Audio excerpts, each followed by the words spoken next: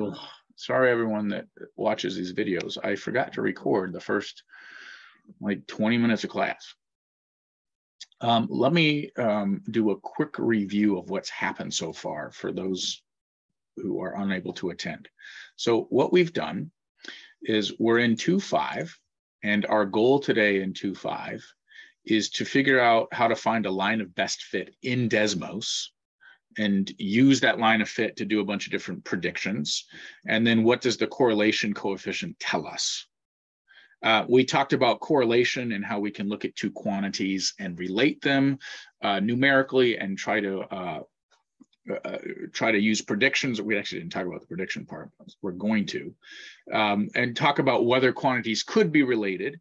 And then what we're doing here is we're working with this table of values, which is the total fat in a fast food restaurant's burger and the number of calories. And we're trying to see what kind of correlation there might be between the fat in the burger and the calories in the burger. So the first thing we did was we went to Desmos and we entered this data set. And the way to do that, if you've forgotten, is you click the plus sign and you click the table, and then you just type the stuff in. Then what we did is I had everyone get the same picture by clicking this zoom fit. If you hadn't clicked that, like if you had just typed it in, your graph would look like this without the words. And then when you click the zoom fit, it gets us the nice picture. What we were just doing is I made the graph, the display larger by clicking the large A. You don't have to do that. I just think it's easier to see things. And then I labeled the total fat on the x-axis and the calories on the y-axis. And that's because that's how they're labeled in our table. And it is always true that the first column is X and the second column is Y. That's a convention that mathematicians have stuck to. It doesn't actually matter. We could flip it, no big deal, but this is just how we set it up. Okay, so that brings us to where we're at. Now, our author asks us in number 3 to draw a line on here. Now, I'm going to use Zoom to do that. And Zoom, I believe, has a line button, and I'm going to do something like this, and there's a line. Okay, so I'm claiming that's a line of best fit, meaning that all of these data values are close to that line. And so we can use this line to predict other data values. Now, that's a very imprecise drawing, because I could also draw one like this that maybe looks kind of good, or I could draw one that like that, and one maybe here. And which is the best one? How could we know? Well, the good news is there's a process to do that. There's a thing in Desmos and in the math world that Desmos is programmed to do that calculates the line of best fit. So get ready. First, note the headings in Desmos for your X column and your Y column. They're X1 and Y1. We are going to tell Desmos to find the line of best fit. It's called the least squares regression equation. So I'm going to click in here, this plus sign, and I can type things into Desmos. I can type notes. So when you do your project 2, you can do the entire project in Desmos and submit a link. So while we're on this subject, you can create an account. It's free. I have one created. You can use a Google account if you already have Gmail, or an Apple account to just quickly set it up, or you can create an account somehow. And then you can save graphs. This is 2.5 online class textbook. And then over here, you can see a list of these saved graphs. And you can then send that graph to me. And there's a couple ways you can send it. You can click this share graph, and you can just copy this link. You can embed the link in something. You can export the graph as an image. You can print it. You can screenshot this. You can do all that if you want, but honestly, I prefer that you just send me the link, and then I can open it up and look through all the stuff. And while we're at it, how about I send you this link just in case you haven't been able to keep up with everything we're doing here, click this and you'll get exactly what I have. Okay, so we're typing in the code. Let's call it the code to get the line of best fit. So first we noted y1 equals x1 and y1. We're going to type in the slope-intercept form of a line, y equals mx plus b, but we're going to use the labels in the table for the y and the x. So I hit y, and then when I hit the number 1, it makes it a subscript. And notice it tells us, hey, there's 10 elements in our list, or it's a 10-element list. That confirms that it's these 10 numbers that Desmos knows we're talking about. Then we're going to put in the tilde key. So this is shift the key next to 1 on your keyboard. Another place to find it is in the, like if you're using your cell phone to do this work, when you open up the keypad in Desmos and you go to ABC, the tilde key is right here. Shoop. You only want one of them. So after doing that, you're going to put in the M for the slope, and then x1 for the x variables, and then plus b. And I'll put up here line of best fit. What we're typing in here is really y equals mx plus b. And then Desmos gives you this nice output. Plus, it graphs the line of best fit right there in the graph with your data set. I'll pause right there and make sure you all get the exact same thing, right? If by the way, if you have different numbers, that might mean you need to double check your table, or maybe I need to double check my table, but I seem to recall these numbers being correct. So let me know when you get the same thing as I have on the screen.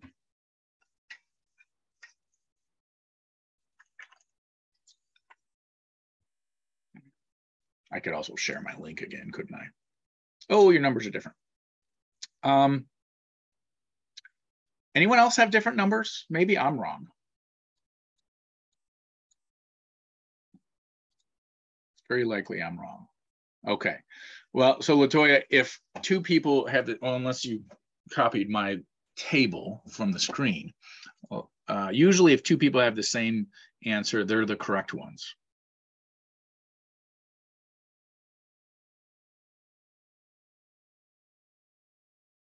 Okay, I did double check. I just double checked too. Make sure also that you have the Y1 and the X1 and the tilde and the M and the B.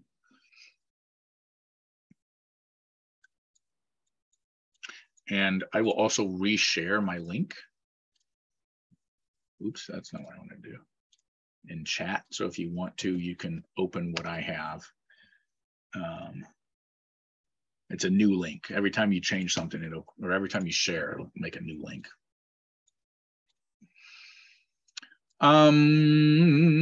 Okay. Does everyone have it?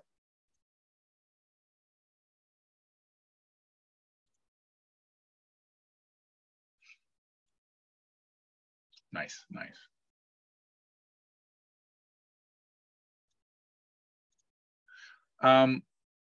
We're going to skip finding the equation of a line using a couple points. I have just shown you how to do this. This is how to do it on a TI-84, I think. Our graphing calculator, ignore that. Here's a practice problem we could do. We're going to skip that. Here we did. We found it. Now, one of the challenges is being able to write the equation correctly. So first off, our equation, the one we want to write down, is not using the y1 and x1 here. We want to use the variables we use for a line. So we want to write it as y equals mx plus b. Now, do you see what the m and the b are in the output from Desmos?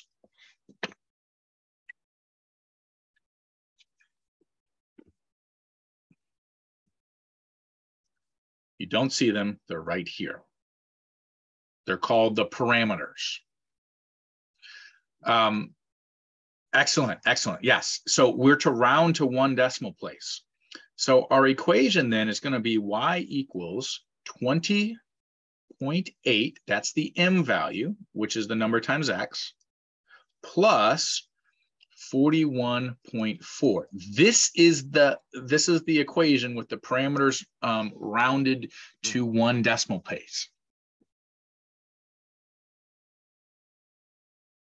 So I'm going to riff here. I'm going to go off topic, and we're going to practice what we did in 2.4. Can someone tell me what is the slope? So I want you to identify the slope and interpret it in context.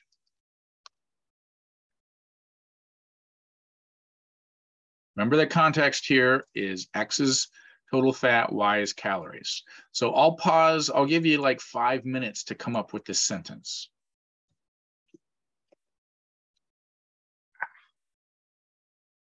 Start a timer for 5 minutes.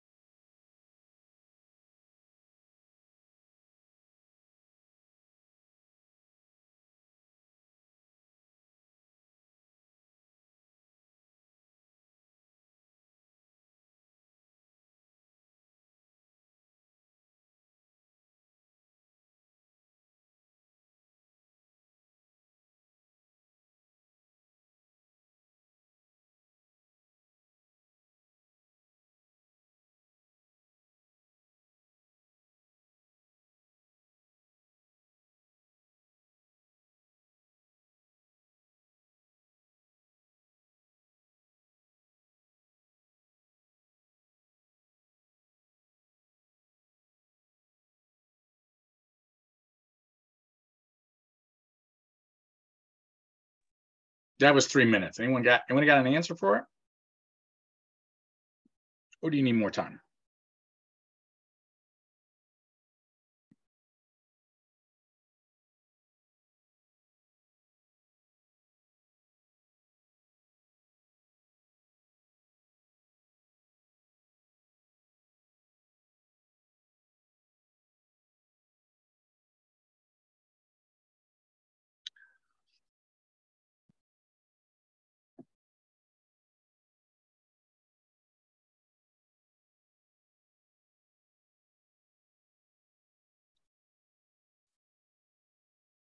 Does anyone know the number for the slope?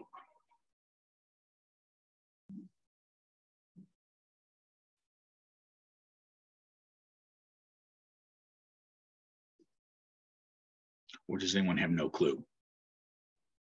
Is a slope 20.8? Nailed it, Caitlin. M equals 20.8. M is the slope. Okay. Wait a minute. We should think about it as 20.8 grams of fat divided by 1 wrong gram. Man, it's a gram of protein. That's weird. Gram. It should be actually 20.8 calories divided by 1 gram of fat. Does anyone know how I knew that?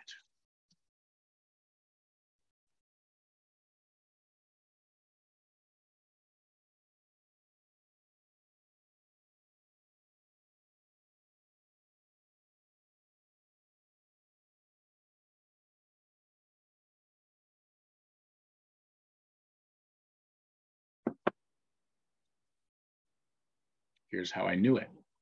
X is total fat. Y is calories. Yikes. So the way we know that is that, nope, that didn't work. From our table, X was defined as total fat and Y was defined as calories. And slope happens to be defined as Y, the change in Y divided by the change in X, right? So that's how I'm able to label this as what those numbers mean. So then I would use that to actually interpret the slope. And that, were you all stuck? Like if you didn't know this, then I'm guessing you couldn't interpret the slope. Or does someone have an answer?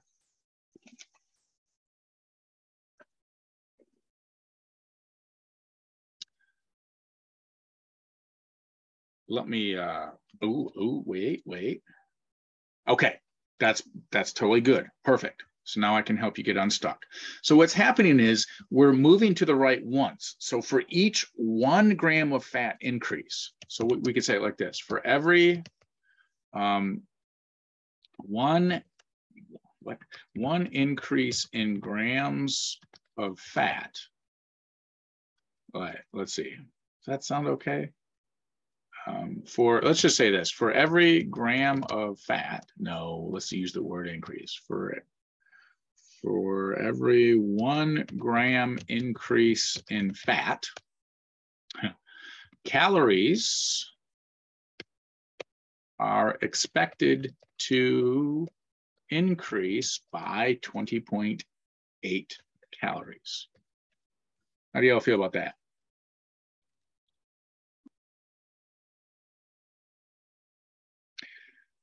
And really, we should say of fast food burgers, calories in fast food burgers are expected to increase by 20.8 calories. So that's what this number is telling us. Nice. Every increase, every 1 increase in fat gives us a 20.8 increase in calories. Okay. Next question. Get ready. What's the y-intercept?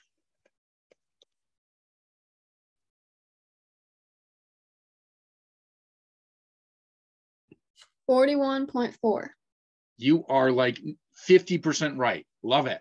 What's the piece you missed? You crushed it. It's the most common mistake students make, and that is forgetting to include the 0 coordinate for X. Okay, so just be really careful with that. Slope can be written as a single number, although if you want to interpret it more easily, in my opinion, you should write it as the rate that it is, the unit rate. Whereas y-intercept, it's always 0, comma, blah, blah, blah. Now, interpret that. Can you tell me what that 0, comma 41.4 means?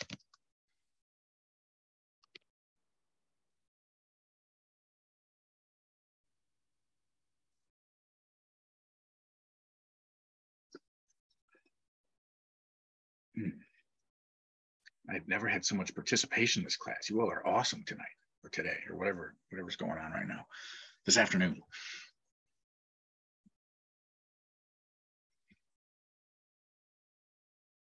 Or do you have no clue how to interpret that y-intercept?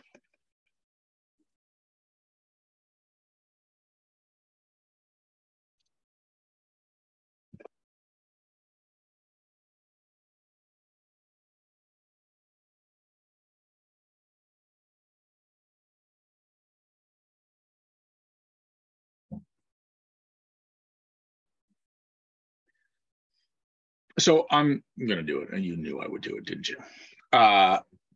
This is an X value. Do we have an answer? Oh, you're going to say no. Okay, nice, Latoya. Thank you for that. So when X is 0, well, what is X? When total fat is 0, let's say, when the total fat of a fast food burger is 0, so that it sounds correct in English. The total fat of a fast food burger is 0 grams, then we expect the number of calories to be 41.4 calories. That's exactly what that point is saying. And I think that could happen, right? Can't you have calories in food that don't come from fat, or am I wrong? Is that a keto thing where it comes from, or is that no carbohydrate? I don't know those things. But so that's what that y-intercept means. So what we did is we took a data set of fast food burgers and we wrote an equation to try to find the correlation between those two. We found that as fat increases, calories increase. And in fact, we found the approximate increase per 1 gram of fat. This is like our study, right? So for each gram of fat, we're increasing by about 20.8 calories. And if there's no fat in the burger, our model says, well, there'll be about 41.4 calories in that burger. Okay, so let's jump back then to our textbook. So we're to use your answer to question 5 to predict the number of calories in a Whataburger, which is 25 grams, which has 25 grams of fat. Okay, so what we did is we found that equation, and now we're saying, let's use the equation to predict the number of calories in a burger that's not in our data set. So notice this is an X value. How did I know? Well, if we go back to our table, the X coordinate, the first column is fat. So if I hand you a number for fat, then you've got an X value. If I hand you a number for calories, then you've got a Y value. And anytime I ask you to predict something, that means we're using this equation. This is a predictor. We use the equation for predictions. So all we're going to do is take the equation as it is, and we're going to replace the X value with the value we're using for the prediction. Oh, why does that disappear? So help me.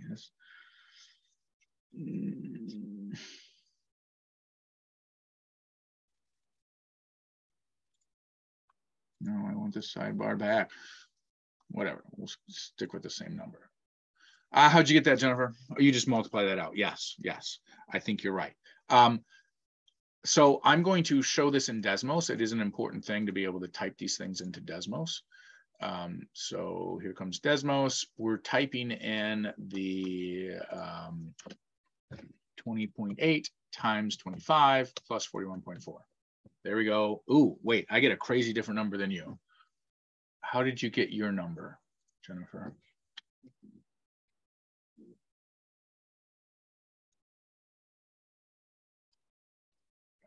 How I got the what I put 28.37 was I took the 590 calories and divided that by the 20.8 calories.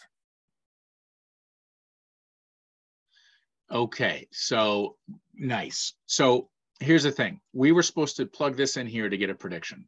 This is the prediction we were asked to get, given the 25 grams of fat.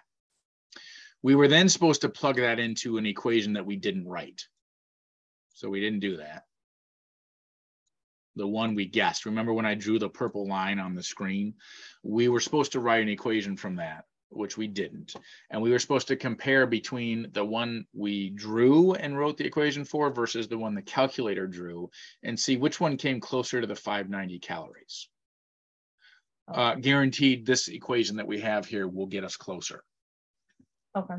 So what you did was fine. That would be predict the number of grams of fat in a burger, given it having 590 calories. So you would have plugged that here and done your prediction. It's just not what we were asked to do at this particular thing. Okay. So cool, good.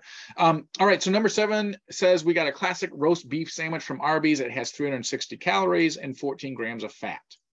Those are actual data values. But look what we're asked to do. What does your line of best fit predict for calories?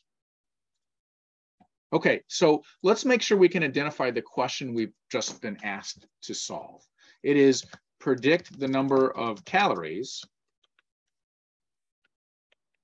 when fat is 14 grams. Is that right? Let me double check. Am I remembering that right? Yeah, in 14 grams. In other words, when X equals 14. So what are we going to do?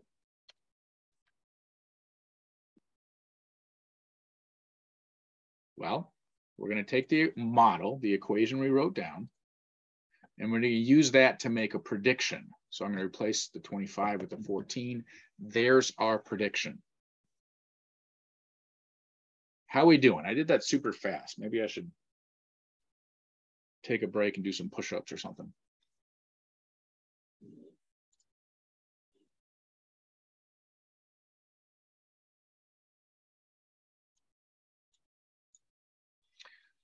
Was that a long enough break? So what was our line predicting? Well, what we did is took this y equals 20.8 and multiplied it times the 14 and added to it the 41.4.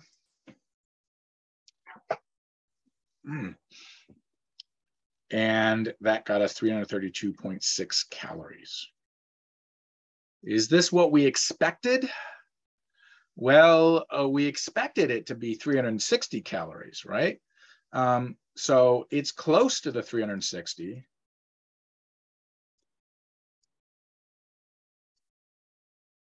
But not exact, right? And that's the point. Our model is a predictor, it's a guesser or an estimator. And there is going to be difference between the actual values and the values we get from the line. In fact, if you look at the line itself, if we zoom in a little bit, there's only one data value actually on the line. All the rest are somewhere else, or a little bit of ways away from there. Even that one data value, it's not even exactly on there, right? So there are none of the data values from the table, from this table, are actually exactly on the line.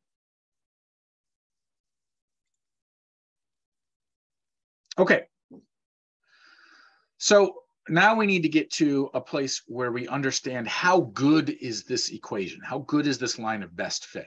And we have a tool to evaluate that. It's called the correlation coefficient. It is labeled R, so that's the letter we use. And it's a number between +1 and -1. So one way we write this is like this. It can equal -1, it can equal +1. So I'm going to, down here in this space, I'm going to draw a little number line. And these are the possible values for R.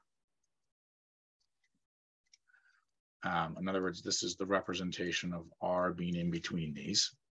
And in our stats class, we actually give you some rough estimations or a scale, an approximate scale to assign how good the model is based on the number of R. And we do things like 0.8. Anything between here is a strong relationship. Anything down here is a strong negative relationship. And then there's moderate and weak and no correlation in between these numbers. For our class, what we're going to say is that R close to 1 means a good fit, and it will have a positive slope. R close to -1 is also a good fit, but it will be a negative slope. Right, so what we mean is in this one, the graph of the data will look something like that. And so we'll have negative R's for that. And over here with positive R's, we'll have something that looks like that. And the closer our R value is to 1, the closer the dots are to the model, to the line we drew. So let's go back and look at R's. Visually speaking, right, these dots all seem to be fairly close to that one line that's going through them. Check out the R value. It's right here. R equals 0.8984. That's considered close to 1. So the line of best fit is a good model for this data set. Meaning when we make predictions, they're going to be pretty good predictions. And that this slope is a good description of what's happening in the data set. The Y value may or may not be a very good value because it's kind of outside the scope of the data. It's a number smaller, quite a bit smaller than the smallest number in the X values. And that's often true that the Y value doesn't make any sense. Okay, how are we doing?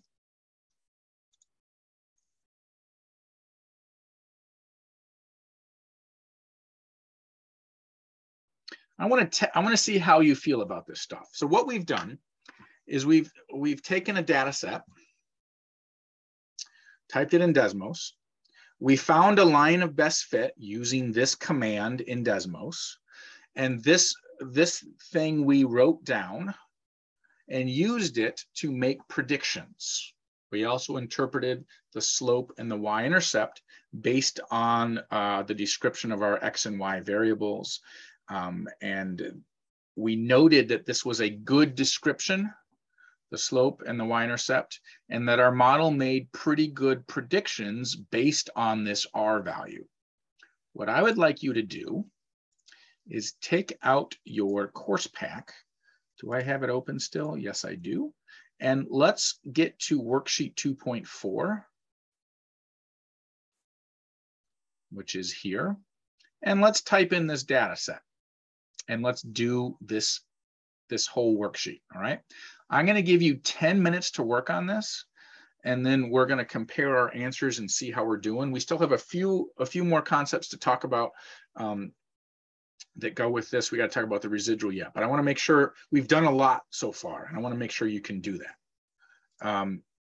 So this is the 2.4 worksheet. It's on page 24. Of your course pack.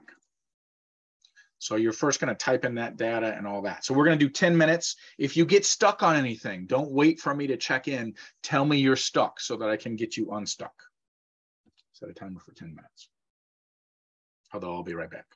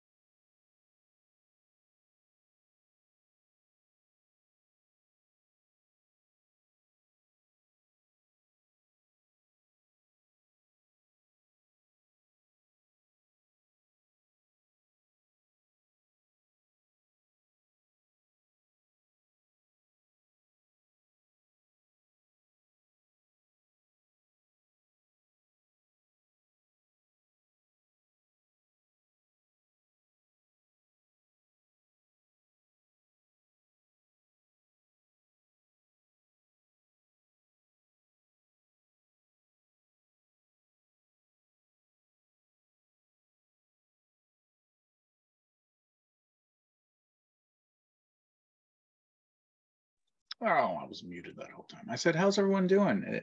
I've opened the graph. This is what it should look like. And this should be the equation. Oh, there's the 10-minute time. Oh, I hate that noise.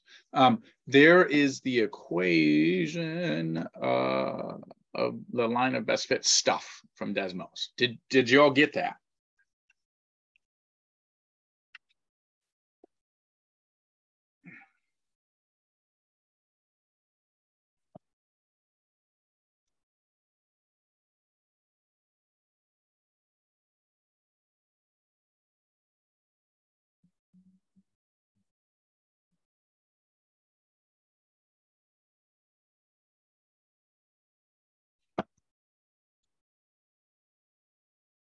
Yeah, this data set's awful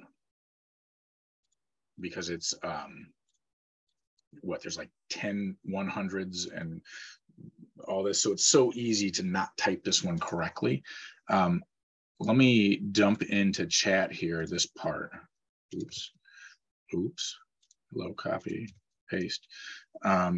Here's the link to what I have on the screen if you want that. Really, that's all you have to be able to do. You can answer everything from this, the whole rest of the worksheet. Does anyone have any of the answers to the worksheet?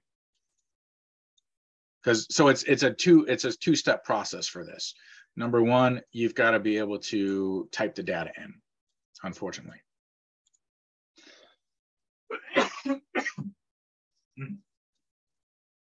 And then number two, you got to read the output. You got to read what you've got.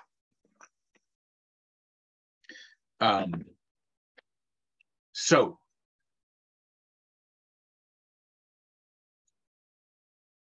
what did you all write for A? What is the line of best fit? How did you write it? It's a part that people often get wrong. Or do you have no clue? That's also a very okay thing to say.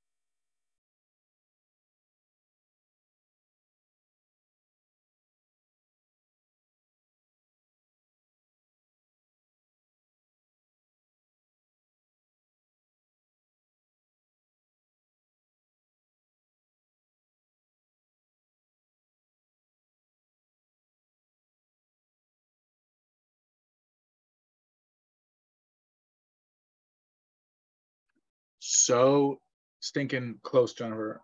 You just have one tiny minor mistake. It should be 0.94 as opposed to 0.95. Yeah, no worries. Good. So just in case the rest of you are wondering where that came from, we're filling in the y equals m times x plus b. And the m is the number for m based on how we wrote it, which is 0.94 because we're rounding to 2 decimal places. And the x, the b is a subtraction. So we don't write plus or minus often. You can if you want to. It's technically not wrong. Minus 15.18. That's the equation. Again, notice, like I said before, we didn't put the subscripts. We didn't put the ones on the y's and x's.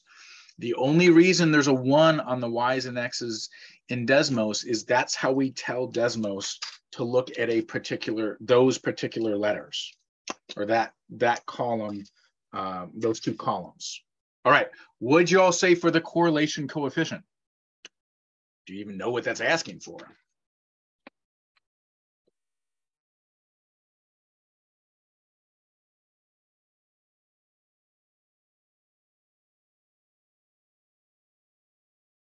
I got all excited talking. Awesome. Thanks, Jennifer, for that. The correlation coefficient is R. So in your reference sheet material that you're writing for the midterm and just tracking things for when you're doing stuff on the project, you are looking for, you should connect that the letter R is used for the correlation coefficient. It's right here under the statistics part of Desmos. So R is approximately equal to 0.49. And that's all I wanted you to do for this part, is just write it down. Okay. Latoya, let's see. We found the regression equation. That's what this is. I think if that's what you're asking. I might not understand what you're asking. So this is the regression equation, which we're most often calling the line of best fit. And the reason we call that is the process that StatCrunch does. StatCrunch, the thing that Desmos does to calculate this line is called the least squares regression. So it finds the, well, we don't even need to talk about what it's doing. And just know that it does some mathematics to calculate this line. So this is the equation with its two parameters. This is the R value that tells us how good the equation is. And then does everyone know what the slope is? Like, what is the number for the slope?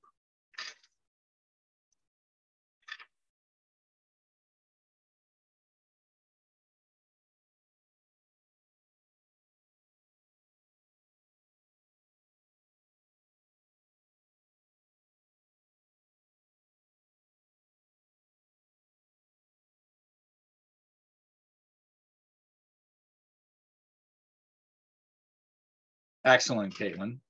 Now, remember I argued before that maybe it would be better to think of that as 0.94 over 1, and then put with that 0.94 and that 1 the values. So the x-axis is 1% attendance, and the y-axis is 0.94% exam 1 grade. Right, that's the units on that unit rate. Was anyone able to interpret what this slope is telling us?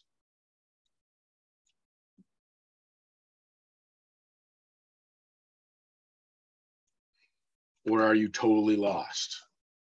In other words, I'm asking, were you able to write this sentence?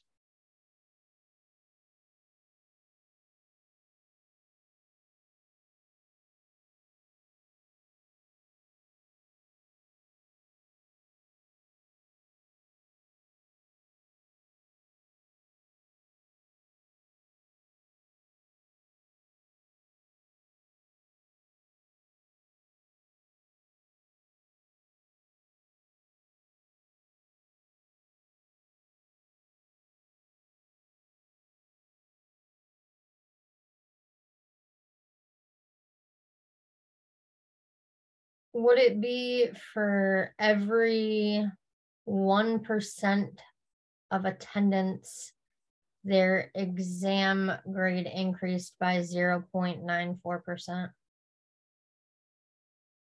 Nailed it. Awesome, Jennifer. Yeah, that's it. So for each 1% increase in attendance, the exam 1 grade would be expected to increase by 0.94%. So that. I guess I should write it. For every 1% increase in attendance, the exam 1 grade is expected or predicted to increase. By the way, we say increase because it's a positive number. Increase by 0.94%. Awesome. The reason we know it's percent is because these numbers are in percentages. So our parameters are in percentages. So that wasn't a decimal. This slope is not a decimal. It is actually a percent. Same thing with the 1. Okay. Did you all identify the y-intercept? And did you identify it correctly?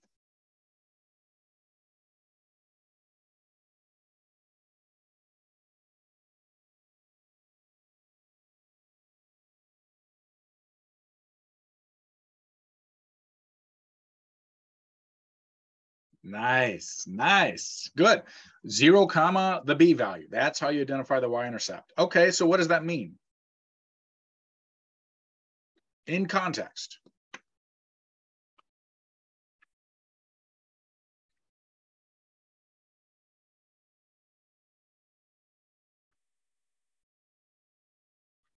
If they have a 0% attendance, that their exam is expected to be 15.18 lower, I guess. I don't know exactly how to word it. You nailed it, except that you like tried to fix this number doesn't make any sense. It's literally saying when attendance is 0%, the exam grade is expected to be negative 15.18%, which isn't possible, right? Like you can't get a negative exam grade. And it's super common for that to happen, that the y-intercept doesn't make sense. If you look at the data values, the lowest attendance grade used in our prediction was 62%. So we're dropping 62% down to 0 to make a prediction, and the line just isn't going to work. It's too far away from the other data values. Okay, so when attendance is 0%, exam 1 grade is expected to be negative 15.18%. This doesn't make sense. This is not possible, I guess we should say. So it's not a particularly useful thing, but it's common for the y-intercept to not make much sense. They're often not good values. This isn't possible. Okay, so don't let that trick you into, do the parameters provide useful information? First, we should ask ourselves, what do we mean by the parameters?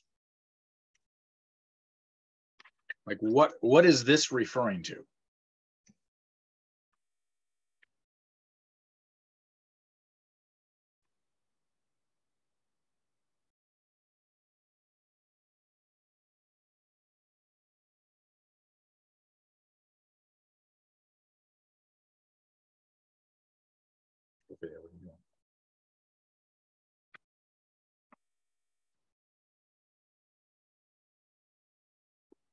Good. Yes, the idea of attendance and y and exam 1 grade. Yep. Those are that is part of it. But if you look at Desmos, when we say this, we're specifically referring to the M and the B, the two numbers that were calculated in the equation by Desmos. So what we're specifically referring to is the slope and the y-intercept. And what they are is they're kind of a description of the relationship between the two variables, the x and y variables. So do we think that the slope has meaning? Do we think it tells us something important about this data set? Or something useful? We know the y-intercept doesn't, and that's okay. That's expected often. We get that. So let's look at the slope. Does that tell us something useful?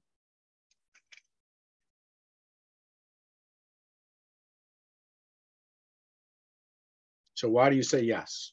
Okay. Sarah, how about you? Why do you say yes? Because the higher percentage of attendance is the higher expected grade. Okay, all right. And so if we look at the graph, we can say, yeah, we kind of see that happening, right? Yeah, I like that too. This is like stroking my ego, because this is what instructors want to believe, that if you don't attend class, you're going to do bad in class, because we all are. One of the chemistry professors here said that all professors are a bunch of divas. We're just a bunch of divas. We all think we're just wonderful and magical and everything. And here I am providing numerical proof that you should attend class. You all are forgetting one important thing though. This. What does that R value tell us?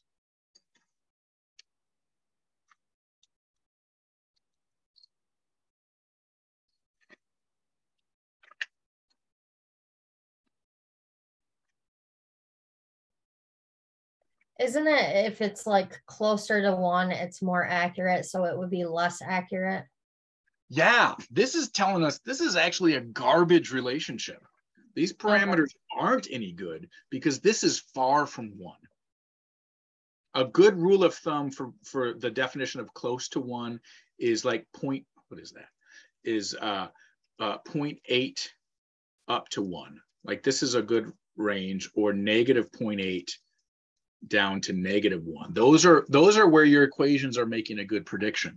So we could go back to our data set and we could look at some actual data values. Look at this. By the way, this is real data from a class I taught several years ago.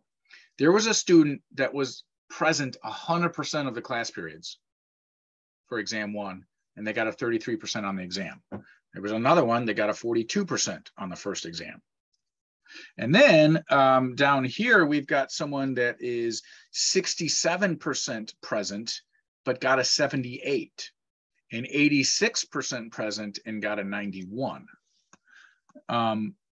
In fact, the person that was 100%, the top grade looks like a 91, right? No, 94 was 95%. So there really isn't, these parameters really aren't very good about suggesting a connection between attendance and the exam 1 grade. Now, we could talk about why that may or may not be true. As an instructor, I can talk about, I'm thinking more in person than virtual. Students, sometimes I'd have students attend class and they just sit on their phone the whole time. So they're not even paying attention to what's happening in class. So being present, right, probably in that case isn't going to have much of an effect on your grade, positive or negative. And then not being present, that student could be working hard outside of class, maybe watching videos, maybe doing the homework, maybe getting help from a tutor. Maybe the instructor just wasn't useful. Maybe I was kind of garbage and someone else was better. So yeah, we more or less have shown there is no connection between attendance in that exam 1 grade. And the why you want to use here is the R is far from 1. Cool. How do you feel about this? Well, actually, before you answer that, let's pull up the Unit 2 project, and let's talk about that mess. So let's see, here we are for one of these classes. The projects are here. Here's the Unit 2 project. I'm going to go ahead and download it so I can look at it. And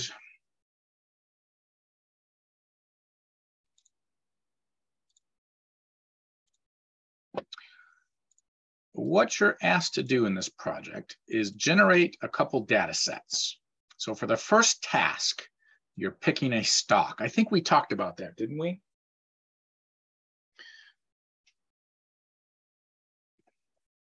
Did we talk about that in here, or was that in my in-person class? I've given you a couple websites you can go to pick stock.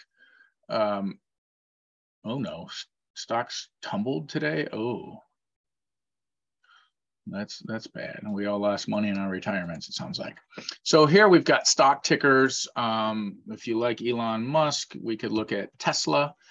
The stock ticker for Tesla is TSLA. And right now, ooh, it dropped 4%. Yikes. One share of stock in Tesla is worth $238.71, and it's lost $10 since the beginning of today. So yesterday it was at 249.44, and now it's down to 238.71. So what you're going to do is you're going to create a table, and maybe I could just simulate this real quick for you. It might be nice to use Excel, or you could write these down yourself, and then you're going to type this into Desmos is what I prefer you do. Although I can show you how to do all of this in Excel as well if you want. And what I want you to do is record the date, and then you're going to label the X, and then you're going to label Y, and Y is going to be a value. Now stocks, you can record two different numbers for the stocks. You just pick which one you want to look for. One is what did the stock open at? So what was the opening value of the stock at the beginning of when the market opened at like 8 a.m. or 9 a.m., whenever it opens, or what was the value of the stock when it closed? Pick one of those two just to be consistent. I'm going to do opening, value of the stock at open. Let me make this bigger. So then you're going to record the day, your starting day. Now you could start this now and look it up every day. I've got this graph going on here. I'm going to look at the 1-year graph, and I'm going to pick a date here, April 1st. January, February, March, April. So I'm going to say that the first data value I'm going to look for is 4/1.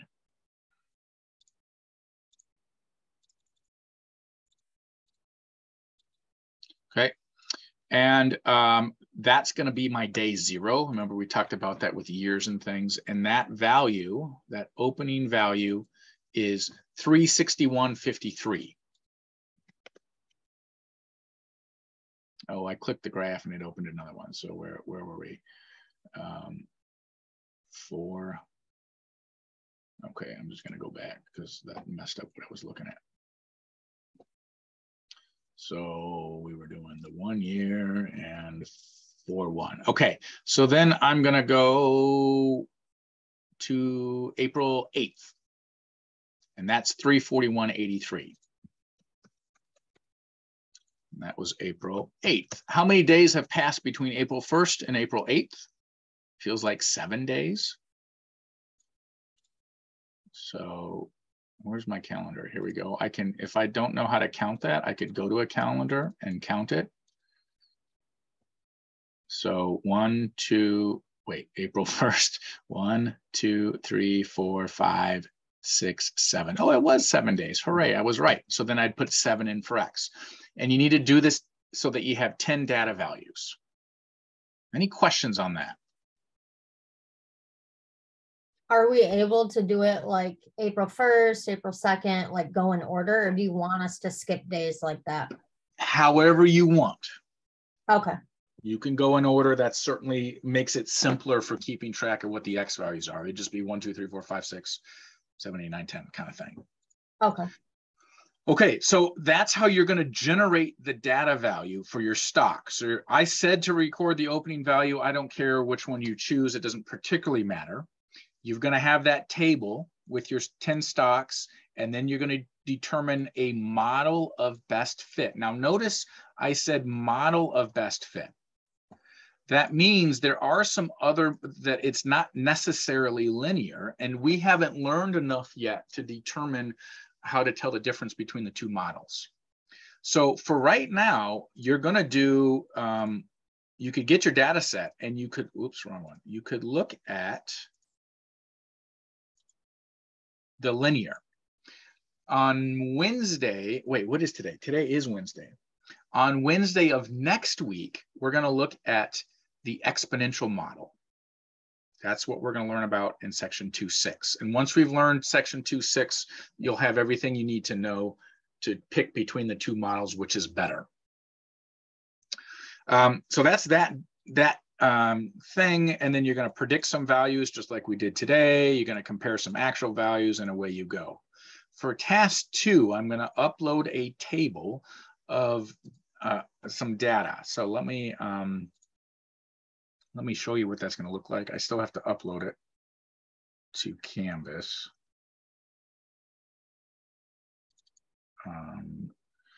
And it is the data for federal outlays by year.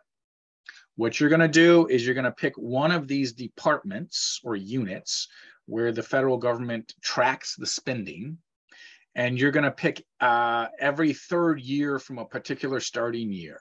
So like say you chose Department of Education. I'm going to copy and paste that over here. You would go every 3 values. So this one, this one, this one, or something like that, and create a table, and you're going to do the same thing. So if you start in year 1971, that would be, or 1962, that would be year 0. Then your next data value should be year 3 from 1965. Now, the project says a randomly generated year assigned to you for your starting year. I will try to get that out there, I guess. And you're going to do the exact same thing with that data set that you did with this first data set.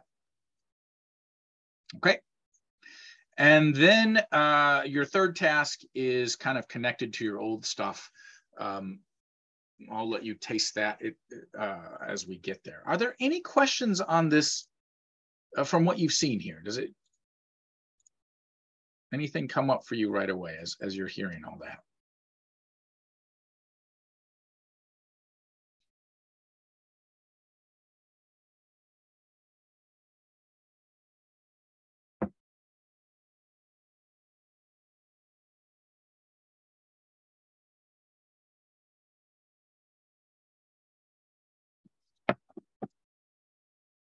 All right, good.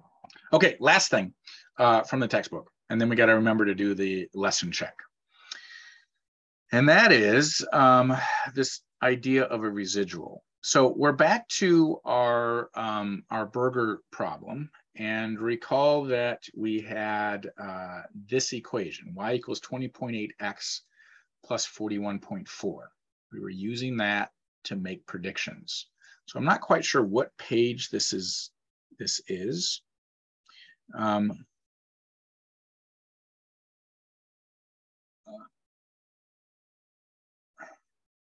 But we're going to use that y equals 20.8x plus 41.4, and we're to predict the number of calories in the Hardee's burger using the data set using the value from the data set. Thank you, Jennifer. Page 196, everyone. So I'm going to jump back to the beginning because I got to figure out what was Hardee's stuff. Hardee's was 12,310. So for the actual data values, when X was 12, Y was 310. So this is the data. We're now going to predict using the equation. When X is 12, what does the equation predict Y to be? So we take our equation, we plug in our data value of 12, and we see what do we get. Now I happen to have this graph saved, so I'm just going to open up that thing. And here was the equation. We used 20.8 times 41.4. I'm going to change that to a 12, and I get 291 is my prediction.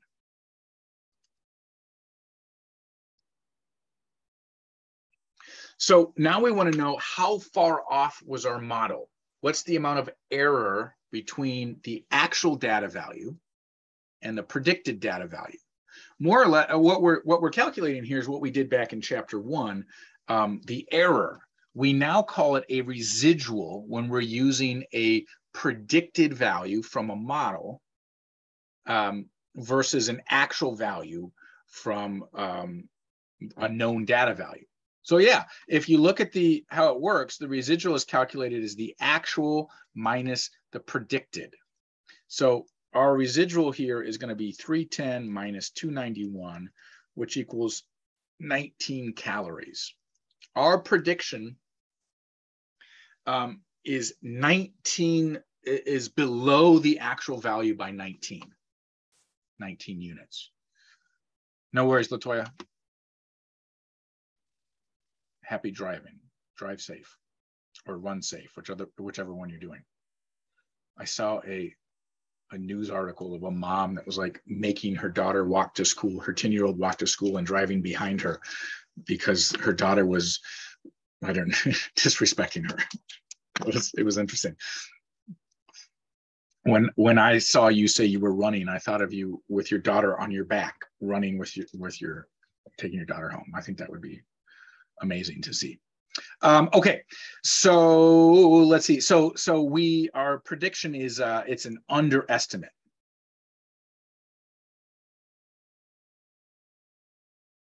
Because the estimated value is below the actual value. And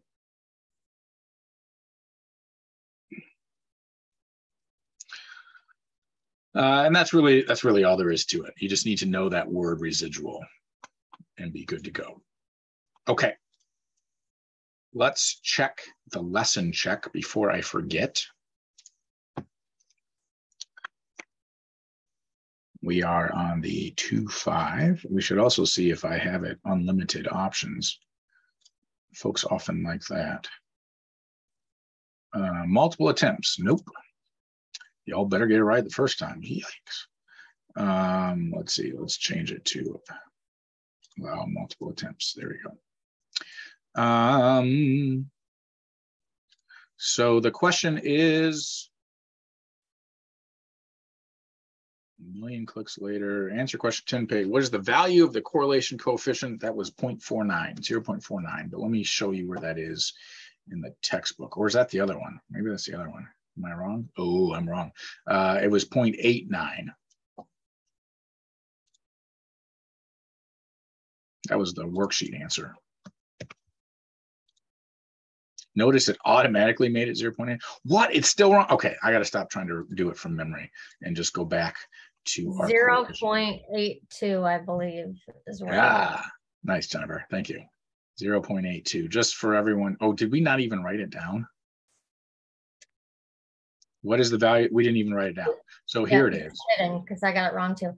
Nice. Let's see. It is 0.90 when we round it to 2 decimal places. So the actual one is 0.8984, which when we round that to the correct number of places we're supposed to round it to for the preview, it's 0.90. If you are in the I4 section, you just got it wrong, you're not going to be able to resubmit it until I change that. There we go. It's finally right. So let's just make sure for recording's sake, this is the correct answer to the lesson check 2.5. And let me add attempts for the I4 section just in case any of you got it wrong. And that's it for today. So on Monday, there is no class. I won't have a live session because I'm doing something for the college. I'll be in Minnesota doing a thing. So we won't have a live session on that Monday. What I hope you would do is use the time to work on your Unit 2 project or your ALEKS stuff and enjoy not having to watch a video. For those of you that watch the videos or not have to attend class, and then we'll meet again on Wednesday. Any questions?